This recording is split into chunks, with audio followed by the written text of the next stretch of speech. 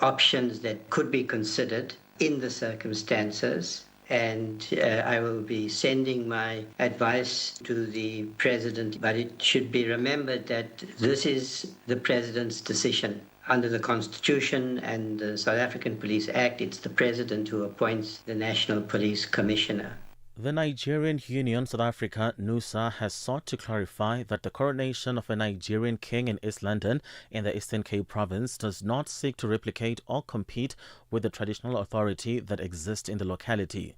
The union says the title only seeks to preserve the culture of Nigerians living abroad.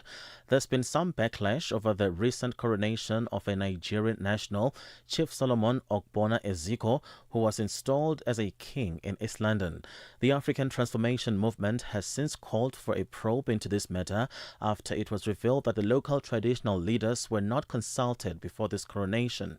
NUSA President Nwobi Smart says the title bears no significance to the local establishment framework or structure of the host nation. These cultural ambassadors seek to be a go-between the local authorities of the Nigerians residing in those areas, as well as to be a go-between the embassies or consulates if there's an issue between a Nigerian national to have been found wanting or been out of place. Now, this cultural ambassador is a person whom is usually called in order to intervene if there's reprisal attacks or rising within that locality.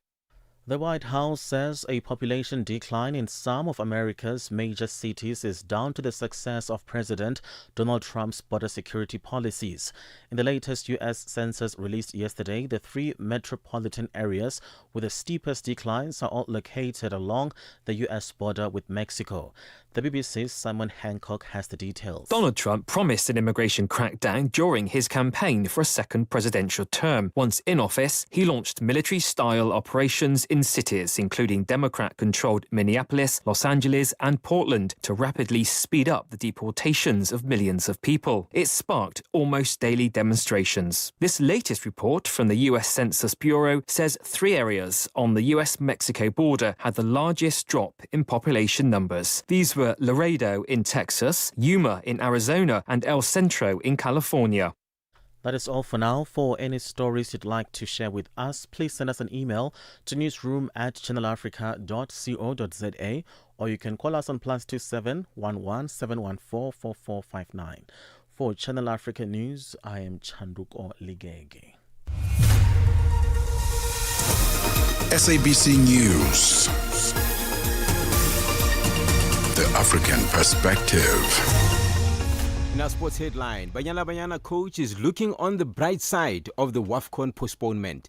And the IOC has a new policy on the protection of the female category in Olympics. I'll be back with these and other stories at the bottom of the hour. This is Africa Update, your pulse to the continent. Stories shaping nations and voices driving change. Stay informed, stay connected, right here on Channel Africa, the African Perspective. It is 12:06 Central African Time and we're coming to you live from Johannesburg in South Africa. Coming up in this hour, the United Nations Human Rights Council is holding an urgent debate on the protection of children and education institutions in international armed conflicts, and the Human Sciences Research Council, through its Africa, BRICS and Global South research program, has examined policy reforms on women's rights in Mali. I'll stay connected to Africa and the world with Channel Africa, the international voice of the South African Broadcasting Corporation. Watch or listen anytime, anywhere at channelafrica.co.za, on the Channel Africa mobile app and on SABC Plus, or via the DSTV and OpenView audio bouquets. You can also catch us on social media at Channel Africa on Facebook and at Channel Africa 1 on all other platforms. Channel Africa, first with the African story globally. On hashtag Africa Update Ask today, the Human Sciences Research Council, through its Africa BRICS and Global South research program, has examined policy reforms on women's rights in Mali. Now, we want to know, is enough being done in your country in addressing women's rights, and what do you want to see change? Share your thoughts and your views on all our social media platforms. That's on X, Instagram at Channel Africa 1, on Facebook at Channel Africa. You can also send us your comments and voice notes on +27 83 288 6684. Hashtag Africa Update Us. Tune in and turn up the volume. This is Channel Africa. Ritmos e cultura. Com Jacob Tivani. Hoje vamos celebrar um momento muito especial na música, em particular o universo do jazz moçambicano. Ladies and gentlemen, senhoras e senhores, Temos o privilégio de receber um dos maiores nomes do jazz de África, moçambicano e, por que não, o mundo lusófono, Moreira Chunguissa, para falarmos sobre o lançamento da edição especial em vinil do seu icônico álbum The Journey, The Moreira Project, Volume 1. A música é que me escolheu e não foi eu que escolhi a música. O saxofone é que me escolheu, não fui eu que escolhi o saxofone. Eu sinto-me honrado, sinto-me de alguma maneira satisfeito e, mais importante, sinto-me feliz porque usamos o álbum The Journey como um influenciador, catalisador. Eu sinto-me honrado. Ritmos e cultura com Jacob Tivani. Todos os domingos das 20 às 21 horas. Africa Update with Lulu Gaboo, 12 to 1 p.m. Central African Time. It is 9:12 Central African Time, and we're coming to you live from Johannesburg in South Africa. The transatlantic slave trade between 1500 and 1866 saw approximately 12.5 million Africans forcibly transported across the Atlantic, with about 2 million dying during the Middle Passage alone. This is according to Professor Thulasizwe Simpson, an associate professor in the Department of Historical and Heritage Studies at the University of Pretoria in South Africa. This week, the United Nations General Assembly passed a landmark resolution that declared the transatlantic slavery as a crime against humanity and calling for reparations as a step towards rectifying the past wrongs. Sisi Sekhalo has a story. Professor Thulasizwe Simpson says while the transatlantic slavery is the most documented, it is worth noting that Africa had been impacted over many centuries by the Trans-Saharan, Indian Ocean and Red Sea trades. The United Nations General Assembly resolution was, however, based on the transatlantic slave trade. Simpson says the slave trade severely impacted on Africans.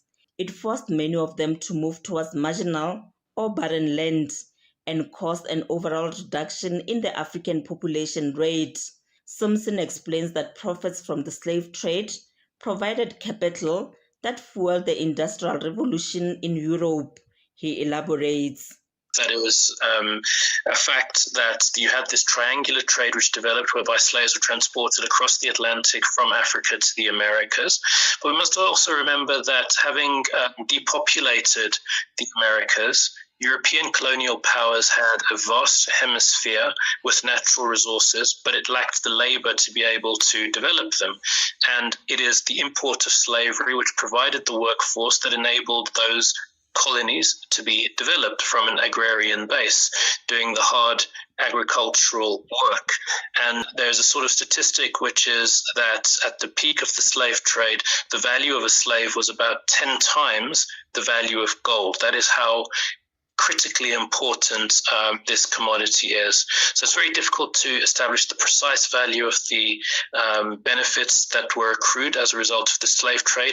Dr. Bronwyn Everell, a lecturer at Princeton in the Princeton Writing Program and visiting research fellow at the Laboratory for the Economics of Africa's Past at Stellenbosch University, explains that slave trade from Africa started with the colonization of the New World. There was the need for labor in the New World to make plantations and mining profitable for the European colonizers who were settling in places like Brazil, Mexico, and Caribbean. In terms of how it benefited the perpetrators of slavery, Dr. Bronwen says there's a big debate in the economic history world about the extent to which the slave trade contributed to the sort of takeoff of the West in the 17th and 18th century. There is a lot of evidence out there for the idea that having the slave trade contributed in a number of ways, right? Not only in the labor, which was enormous and very important, but also in developing credit institutions, because a lot of the slavery was operated on new forms of credit. The slave trade itself functioned through new ideas of long-distance credit. And so this creates a sort of new idea of what capitalism really is going to be in this period. So there are many contributions, and scholars are really digging into like the specific nature of those contributions, but labor is a big one. Many Africans have welcomed the resolution, which was tabled by Ghana. The Chief Executive Officer of African Continental Union Consult, Ghana Chapter, Benjamin Anyagre Azijinatek, explains. The outcome of the United Nations position on the reparation is a victory for the African Union, a victory for the CARICOM, a victory for human justice, because there has never been a crime since the creation of the world that has affected humans, heinous crimes, more than the slave trade. Even animals had freedom, second-class animals had freedom than the first-class animals from Africa. And many people never thought, the perpetrators never thought, that one day the question of reparative justice could be discussed at a global level, like in the United Nations. For Channel Africa, I'm Sisi Sekgalo in Johannesburg, South Africa. Keep Africa in your hands. Connect to our website for all your news, sports, and cultural updates. channelafrica.co.za.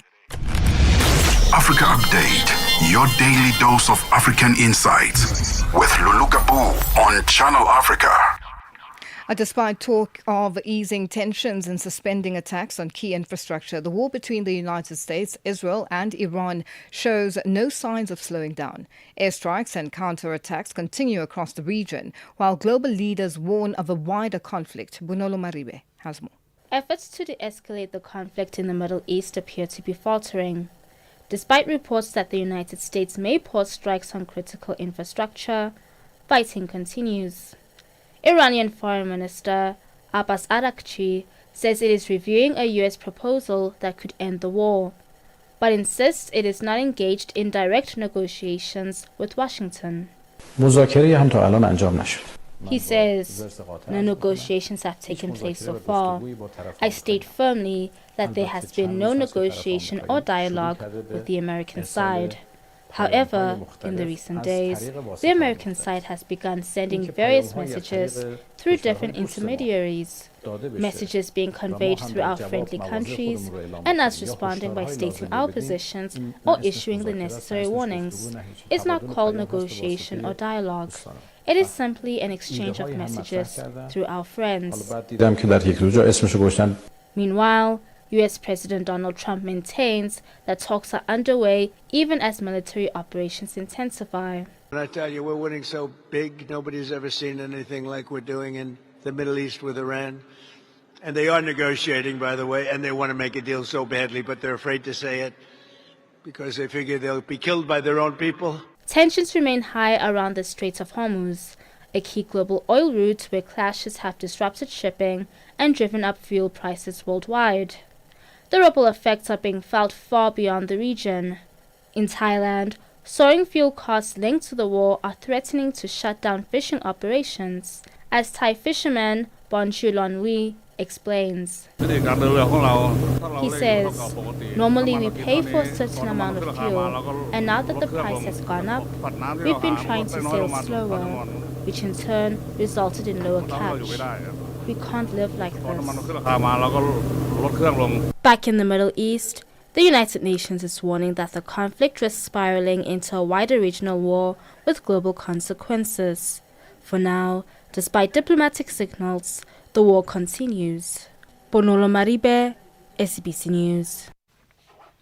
And the United Nations Human Rights Council is holding an urgent debate on the protection of children and education institutions in international armed conflict, focusing on the aerial attacks on the Shajara Taibeh girls' school in Minab. Our delegates say the attacks on women and children, as well as places of education, is a grave breach of international humanitarian law. Norway says they welcome the urgent debate but call on all parties to end the war. The Middle East is on fire. Human suffering is severe and immediate. Beyond the region, it has growing and profound consequences on global stability, on energy and food security. We are deeply alarmed by the human rights and humanitarian crisis caused by the warfare, with civilians displaced, injured and killed across the region. On the first day of the war, more than 170 children were deplorably killed when the girls' school in Minab was hit. And since then, several schools, hospitals, energy infrastructure and other civilian objects have also been hit, increasing risk to all civilians. This is unacceptable. We call on all parties to respect IHL and to use the tools of the Safe Schools Declaration to protect children and education. Neither the US and Israeli strikes against Iran, nor the Iranian attacks on countries in the region are in accordance with international law.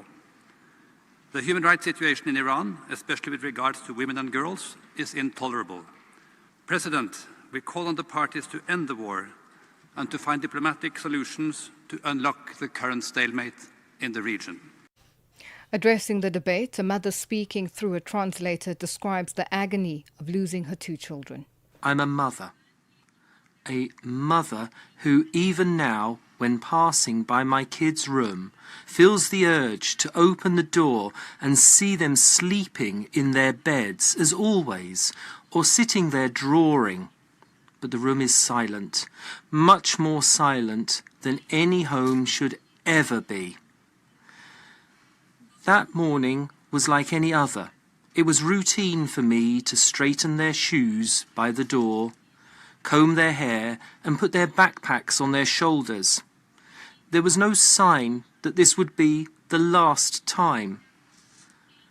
As they walked out the door, they simply said, "Mum, come pick us up after school." That simple sentence now repeats in my mind 1,000 times, and each time my heart burns with pain. No mother ever thinks she will send her child off to school with a smile, only to be met with silence. No mother is prepared to hear the words, "Your child is not coming back." These days, whenever I see any child for a moment, I think, maybe if it were my kids, Mahdiye and Mayamin, he or she would be running just like that, laughing just like that, living just like that. I'm not just a grieving mother. No, I am the voice of all the mothers who sent their children to school believing they would be safe. A school was meant to be a place for learning, laughing and building the future, a safe place for the children who were supposed to build the future of this world, not a place where their future is extinguished in an instant. Iran has called on the Council to protect the nation of Iran. Iran stands today amid the throes of an illegal war imposed by two bullying nuclear-armed regimes, the United States and Israel. This war of aggression is blatantly unjustified and brutal. They initiated this aggression on 28 February, while Iran and the United States were engaged in a diplomatic process to resolve Americans' alleged concerns over Iran's nuclear program. They betrayed diplomacy for a second time in the course of 9 months by torpedoing the negotiating table. Among the most harrowing manifestations of this aggression was the calculated, phased assault on Shajarat Tayyib Elementary School in the city of Minab, south of Iran, where more than 175 students and teachers were slaughtered in cold blood. This barbaric attack is but the visible tip of a far bigger iceberg, one that conceals beneath its surface far graver catastrophes, namely the normalization of the most abhorrent violations of human rights and humanitarian law, and the audacity to commit atrocity crimes with impunity. Targeting Shajarat Tayyib School was a war crime and a crime against humanity, one that demands unequivocal condemnation by all and unambiguous accountability for the culprits. The attack on Shajarat Tayyib School in Minab was not a mere incident nor a miscalculation. The United States' contradictory remarks aimed at justifying their crime could not, in any manner, elude their responsibility. Shajarat Tayyib Elementary School has not been the only casualty of American-Israeli atrocity crimes during the past 27 days of their illegal war. Human rights and international humanitarian law have been massively and systematically violated by the invaders in an unprecedentedly brutal manner.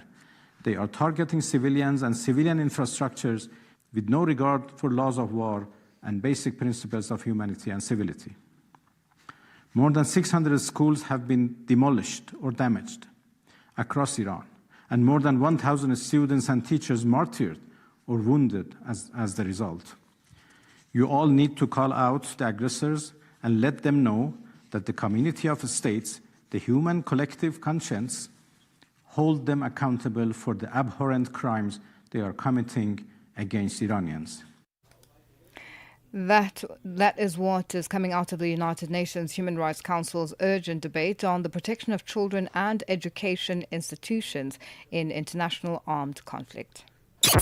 Mornings made better with Peter and Asanda on Rise and Shine, weekdays 6 till 9. As I draw comparisons with Cameroon, a leader that's been there for a long time, opposition dealing with a lot, and legitimacy questions always raised after each election. Are we going to have the same situation in Congo-Brazzaville where people will say it wasn't free and fair, but there are just no consequences? In the past, there have been some attempts exactly contexting elections, and all the elections actually in Congo-Brazzaville have been marked by allegations of fraud. There have been contestation in the past, but the result of the contestations actually have only been the imprisonment of the leaders, etc. So I think all the means actually are in a way to control the situation and avoid what happened in Gabon earlier or what happened in Cameroon. So in a way, the situation might be different. Remaji Hoinathi, who's a senior researcher for Central Africa and the Great Lakes. Mornings made better with Peter and Asanda on Rise and Shine. Africa Update on Channel Africa. It is 25 after 12 Central African time, and we're coming to you live from Johannesburg in South Africa. Now, in South Africa, suspended South Gauteng Director of Public Prosecutions, Advocate Andrew Chauke, has accused retired National Director of Public Prosecutions, Advocate Shamila Batoy, of systematically purging black prosecutors. He told the Ngabinde inquiry in Pretoria that 6 black prosecutors, including himself, faced disciplinary processes during her tenure as head of the NPA. Now, the inquiry is probing Chauke's fitness to hold office. Fenwell Schumer has more. Batoy recommended the inquiry into Chauke's fitness to hold office to President Cyril Ramaphosa in 2023, citing questionable prosecutorial decisions by Chauke that brought the NPA into disrepute. She raised concerns with Chauke's pursuing racketeering charges against former KwaZulu-Natal Hawks boss Major General Johan Boysen and the Katomena Organized Crime Unit. as well as Chauke's decision to drop murder charges against former police intelligence head Richard Mdluli. During his first day of testimony, Chauke told the Nkabinde inquiry that most prosecutors who pursued racketeering charges against Boysen and the Katomena Organized Crime Unit were suspended. He accused Batoyi of targeting black prosecutors.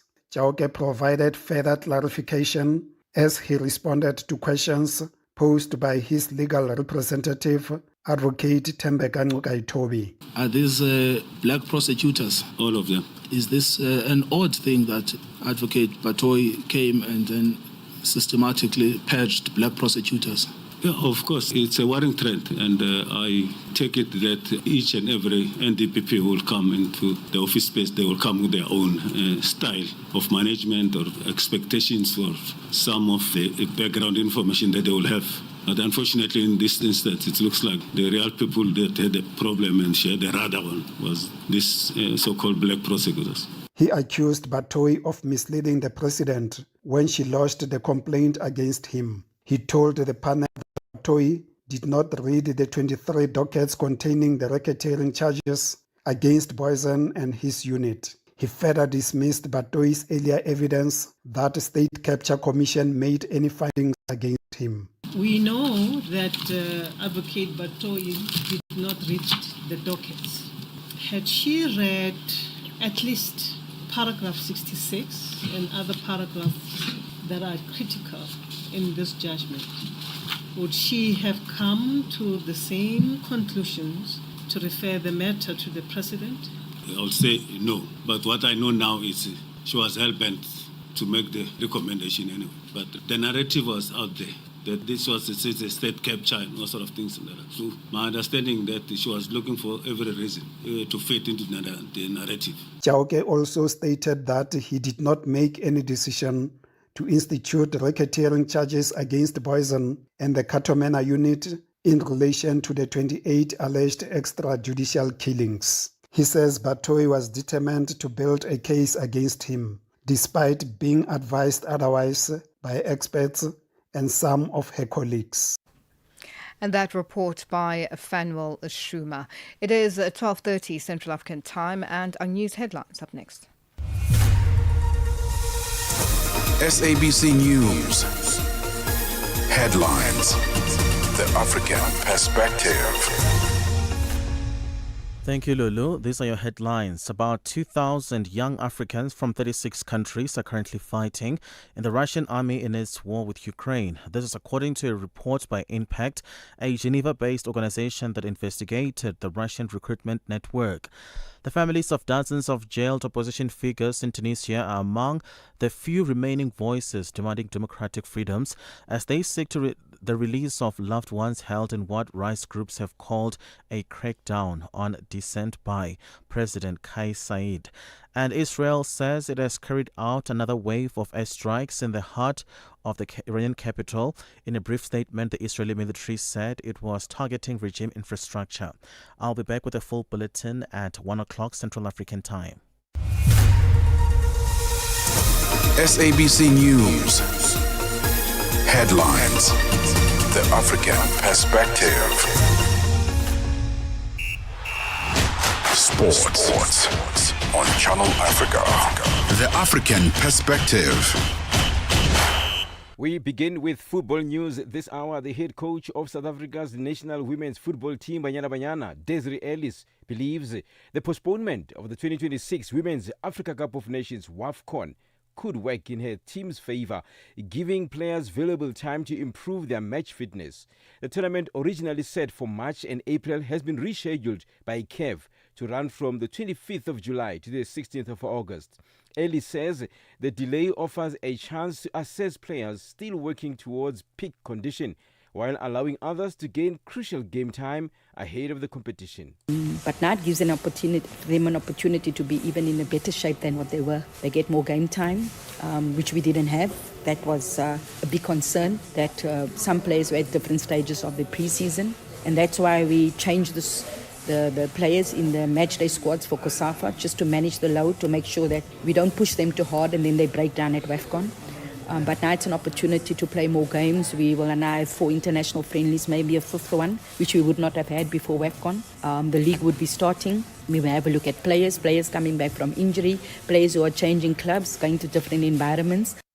And Senegal plan to parade the Africa Cup of Nations trophy before their friendly against Peru in Paris tomorrow, despite CAF's decision to strip them of the title. The Lions of Teranga had beaten Morocco in January's final, but the Confederation of African Football later overturned the result, awarding Morocco a 3-0 victory. The Senegalese Football Federation has appealed to the Court of Arbitration for Sport, with President Abdoulaye Fall calling the ruling an unprecedented administrative robbery. He insists Senegal will not compromise its values, declaring their fight now transcends the football pitch. And in Olympic news, the International Olympic Committee, IOC, has announced a new policy on the protection of female category in Olympic sport and guiding considerations for international federations and sports governing bodies. Reactions to the IOC's new policy on gender testing were sharply divided, with supporters hailing the long overdue move to protect women's sport. Meanwhile, critics maintain there's no evidence that women athletes who had undergone hormone therapy for 1 to 3 years have any sustained physical advantage. The IOC announced that from now on, athletes who want to take part in female category events at Olympic Games will be subjected to one-time gene screening tests to determine their eligibility.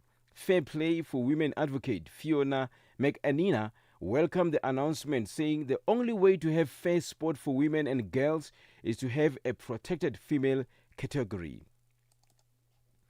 South African Sports Confederation and Olympic Committee SASCOC President Barry Hendricks has confirmed that the country is officially preparing to bid for the 2036 and 2040 Olympic and Paralympic Games following cabinet approval. Hendricks says South Africa is drawing inspiration from the multi-city model used in France during the previous Olympic Games, where responsibilities were shared to ease the burden on a single host city. Yes, if you look at what happened in France, it was France, it was a few other cities outside France as well. So it can be done. And South Africa is relatively small. Okay, so things can work. If one looks at the Olympics, surfing took place in an island far, far away. So we are quite comfortable in looking at a hybrid model again. Let's end with the cricket news. The IPL roars back into action on Saturday, supercharged by India's T20 World Cup triumph, but shadowed by tragedy. Royal Challengers Bengaluru will host Sunrisers Hyderabad at the M. Chinnaswamy Stadium, where 11 fans died in a stampede during last season's title celebrations. For any sports stories you'd like to share with us, please send an email to newsroom@channelafrica.co.za or call us on +2711 714 4459. This is Channel Africa Sport with me, Fidel Nwati. Sports on Channel Africa. The African perspective. Conversations are happening, and Channel Africa is at the heart of them. We tell the African story with clarity, pride, and purpose, reaching audiences that matter to your brand. Partner with us and connect your business with listeners across borders in multiple languages and markets. For partnership opportunities, sponsorship, or sales, email us at partnership@channelafrica.co.za. Channel Africa, the African perspective.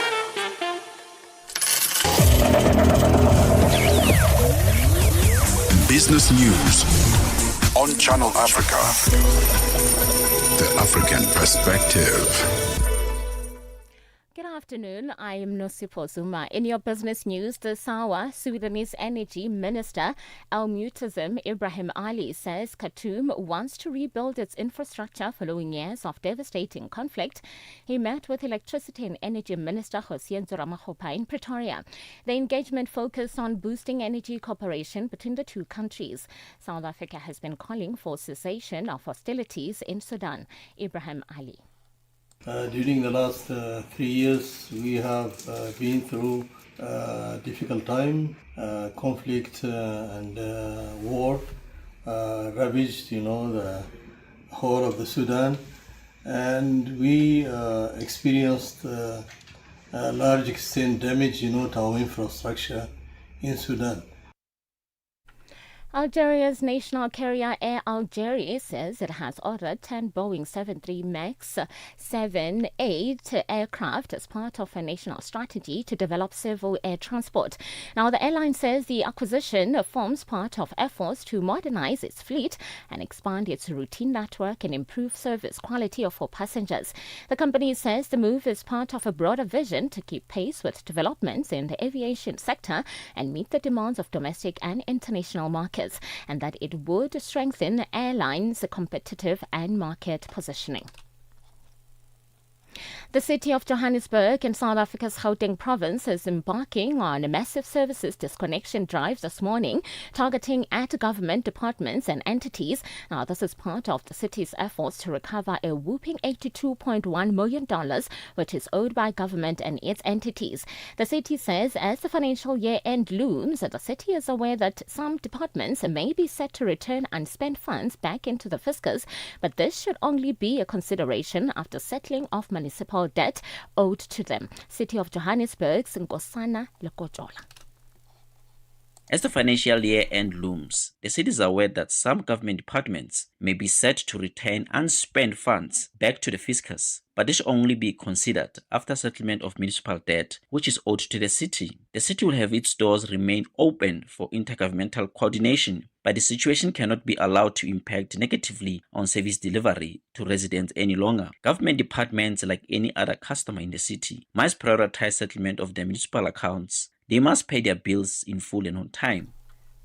South Africa's Minister of Public Works and Infrastructure, Dean Macpherson, has commended the government of the Mpumalanga province for constructing an international fresh produce food market. Construction of the market commenced in November 2018 and more than $100 million has been spent on the project. The project is yet to be completed. Minister Macpherson and his deputy Sihle Zikalala toured the facility in Bombela. Macpherson was meeting the MEC as part of the First Minister's and members of Executive Council meeting this year. Macpherson says government project delays are a national issue that will be at the center of the Min-Mac discussions. It's really good to see a project like this built by Public Works in the province, and this will serve as a catalyst for growth and jobs, particularly in the agricultural sector, and bringing farmers, both big and small, closer to source markets. In construction, there are always concerns around delays and escalations, and some of those pictures were painted for us earlier. And that's why we're working really hard, particularly through the Construction Action Plan, to decisively deal with non-performance of contractors, and also those contractors that don't perform to be blacklisted. And finally, France's 2025 budget deficit has come in lower than expected. The country's statistics agency say the public 2025 accounts showed a fiscal shortfall of 5.1% of economic output, down from 5.8% in 2024. Now, this was better than the government's forecast of 5.4%. The French government aims to cut the deficit to 5% as part of plans to bring the shortfall back in line with an European Union ceiling of 3% by 2029. Your financial indicators: $1 in Nigeria is trading at 1,000 naira 384. In Botswana is 13 pula 56. Kenya, the dollar is trading at 128 shilling 06, and in Zambia is 18 kwacha 75. The BRICS countries: $1 in Brazil is trading at 5 rand 23. Russia is 81 rubles 44.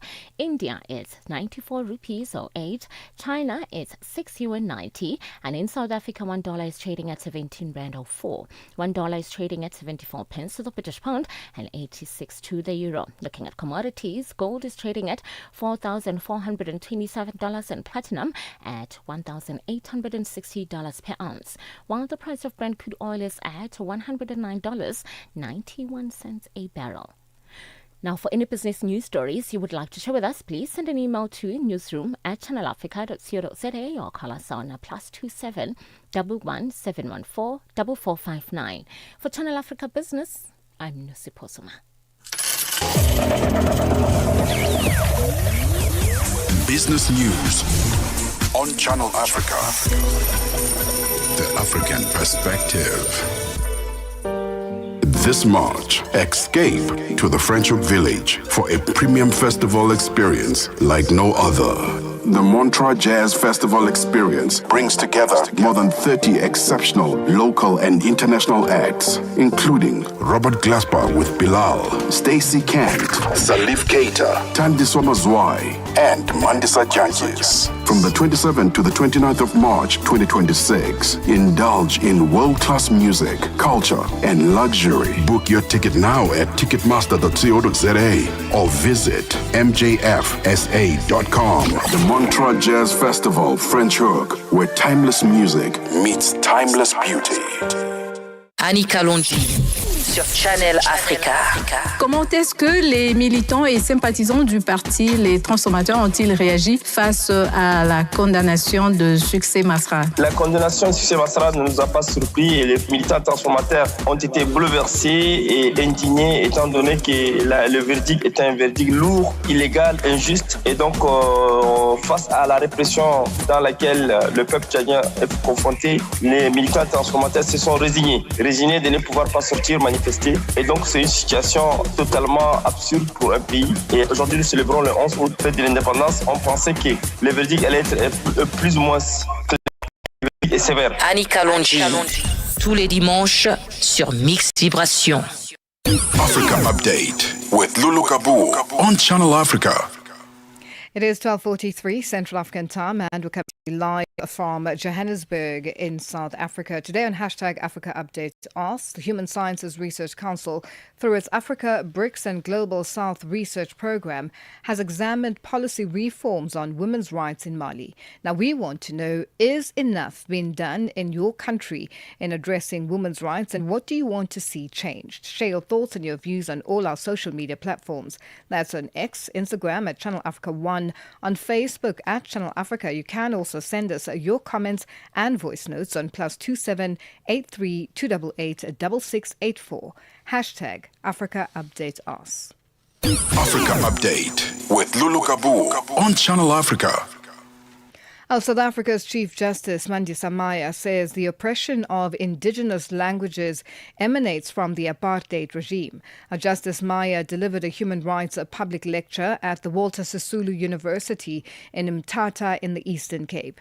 The aim of the lecture is to ensure the promotion and protection of multilingualism, linguistic diversity and language rights be promoted in courts. Nomzwanele Mgoma filed this report. The Pan South African Language Board conducted the lecture in a quest to ensure mother tongue is prioritized in the judicial system. As the first black justice to deliver a judgment in isiXhosa, Chief Justice Maya supports this initiative. The heads of courts will take up this matter, Justice Maya told the audience. But language rights are not linguistic luxuries, but the very key to accessing justice. Multilingualism is our strength, our cultural mosaic. Without robust language rights and policies, it fractures into exclusion. Court proceedings lose their efficacy when shrouded in incomprehensibility, thus breeding mistrust in an institution that is meant to dispense justice and protect the people. Language is no mere tool. It is the very essence of human dignity and agency in justice. Justice Maya explains the difficulties of language barrier in courts. Imagine standing in a courtroom, say in a child support case, those are the most common, custody battle, a plea for protection from violence or a wrongful dismissal challenge. Your future is hanging in the balance and you're anxious enough. And every word spoken from the judicial officer, the legal representatives, and the witnesses, if there are any, is in an unfamiliar language. And you rely entirely on an interpretation service which may or may not be accurate. PenSALB's acting CEO, Julius Dantile, welcomed the reconsideration of indigenous language use in the judiciary. We're very, very excited that they will reconsider. She will take the matter of the directive of 2016 that make English the language of record back to the heads of the courts and then deal with that, because that is discriminatory, that is unconstitutional, because the constitutional prescribes a minimum of 2 languages. Now the courts are using 1. Walter Sisulu University Vice-Chancellor Dr. Thandi Mgwebe says universities have a huge role in influencing policies. The change will start at the beginning of the judiciary, which is the training at university level, Dr. Mgwebe says. Universities are places where the programs that will drive those reforms are shaped. So there's a lot of thinking, there's a lot of skills that needs to be developed. And that report by Nomzwanele Mgoma. Africa Update with Lulu Gaboo, 12 to 1 p.m. Central African Time. The Human Sciences Research Council, through its Africa BRICS and Global South Research Program, has examined policy reforms on women's rights in Mali. The just concluded webinar reflected on progress and ongoing challenges since the country's 2009 Persons and Family Code reform. The seminar also explored the complex relationship between legal reforms, religious authority, and social cultural norms, as well as the impact of the 2012 crisis on gender governance. To unpack this for us, we are joined on the line by Professor Fatoumata Keita, Associate Professor of the Comparative Literature, with a focus on Black Women's Literature, University Yambo Owologwem of Bamako, Mali. Prof, good afternoon and thank you for joining us on Africa Update. Good afternoon. Thank you for the invitation. Now, Professor Keita, from your perspective as a scholar of Black women's literature, how do you interpret the current state of women's rights in Mali, and how does literature reflect or respond to the lived realities of women in Mali today? Thank you very much for the question. Today, as a professor of literature, I can say that literature has become a mirror of the social injustice that women in Mali and in Africa in general are somehow undergoing.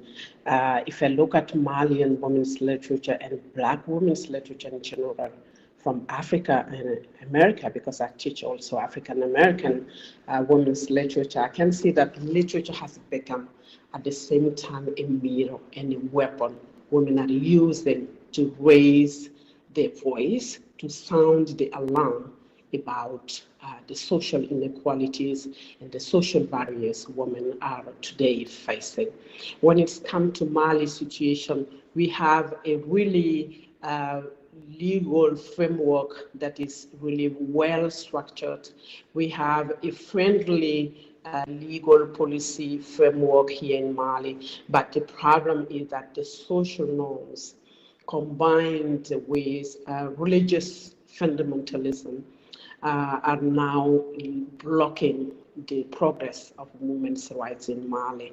And I think that we still can use literature to shed light on that injustices and also propose some solutions so that we can achieve gender equity in Mali and across the continent.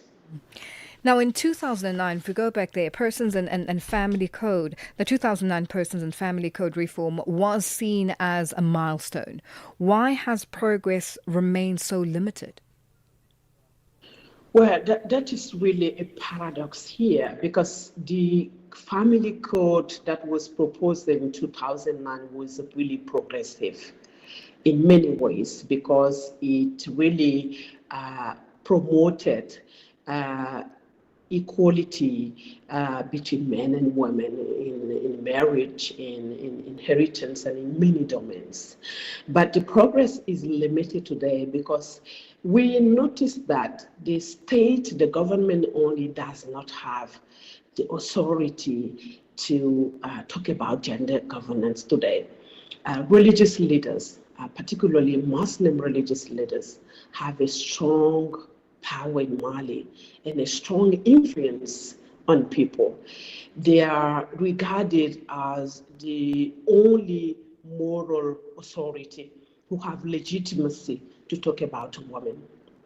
And the code was sent for revision, and the new form that came, we lost a lot of progressive provisions on that because these were regarded as controversial issues regarding gender equality.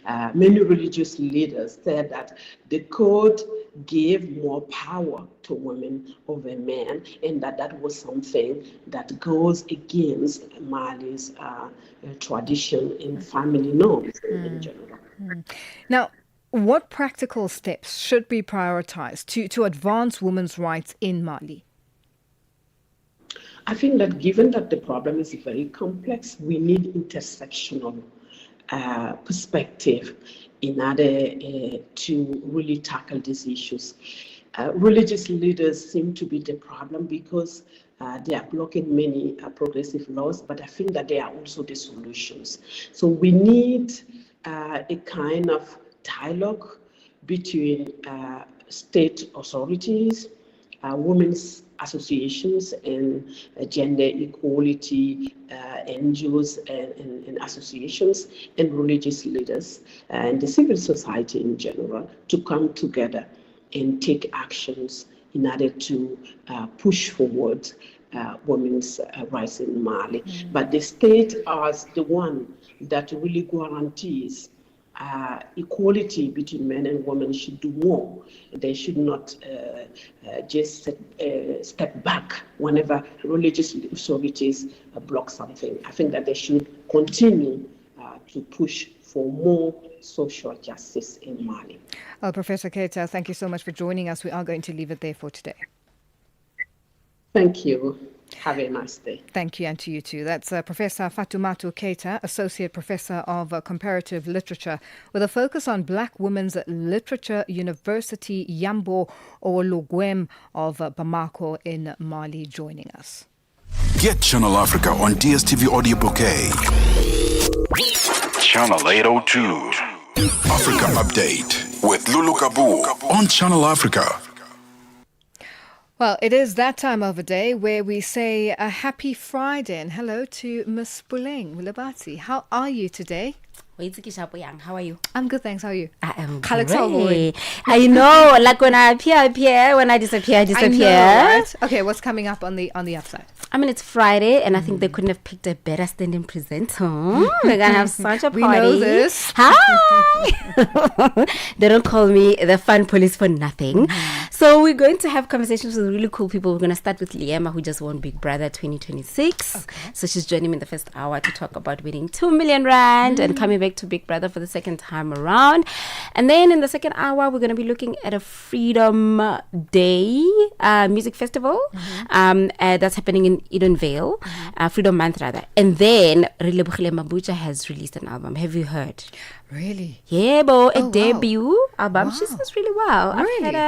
I've had a moment. I've listened. She sings amazing. So we're going to talk about the album and what it means for her career now. And then, of course, Masako Musito is in Franschhoek. I'm so jealous. But she left me. So she's going to tell us about the Montreal Jazz Festival that's taking place right now. All right. That's all coming up on the upside today with Buleng Mulabati. She's the fun one. You heard her. Yeah. So definitely something to look forward to. We continue on Africa Update.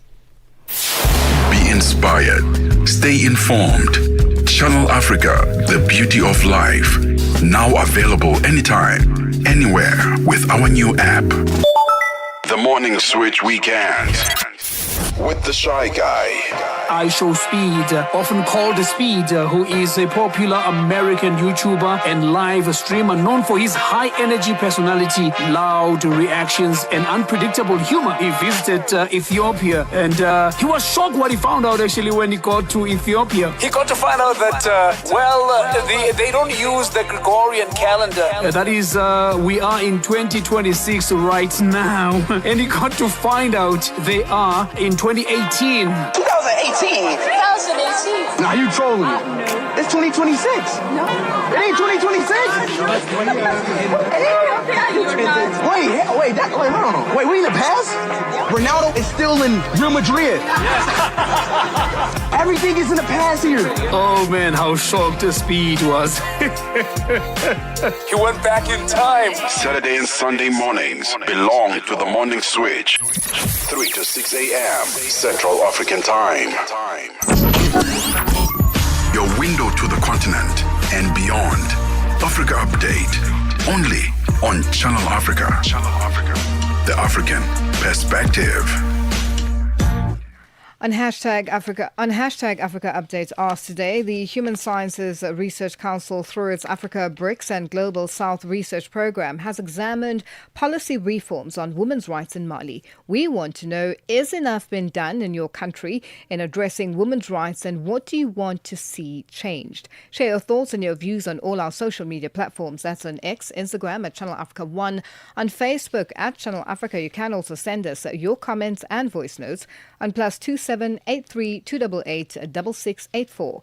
Hashtag Africa Update Asked. Now stay connected to Africa and the world with Channel Africa, the international voice of the South African Broadcasting Corporation. Watch or listen anytime, anywhere at channelafrica.co.za, on the Channel Africa mobile app and on SABC Plus, or via the DSTV and Open audio case. You can also catch us on social media at Channel Africa on Facebook and at Channel Africa 1 on all other platforms. Channel Africa, first with the African story globally. Channel Africa 1060. 6 decades of stories, voices, and vision. Now, in other stories making headlines across the African continent, Joy Kalekia, a Kenyan woman, discovered that a past encounter with a stranger had been secretly filmed and posted online without her consent. The video shows a man approaching her on a Nairobi street, complimenting her and to engage her while she was unaware she was being recorded. Now, she is one of several women in Kenya and Ghana featured in similar videos where a man, allegedly Russian, films interactions with women using hidden cameras and shares them online for views and profits. Now, these videos are part of a broader trend of non-consensual pickup content. The situation sparked outrage among activists and authorities who call for accountability.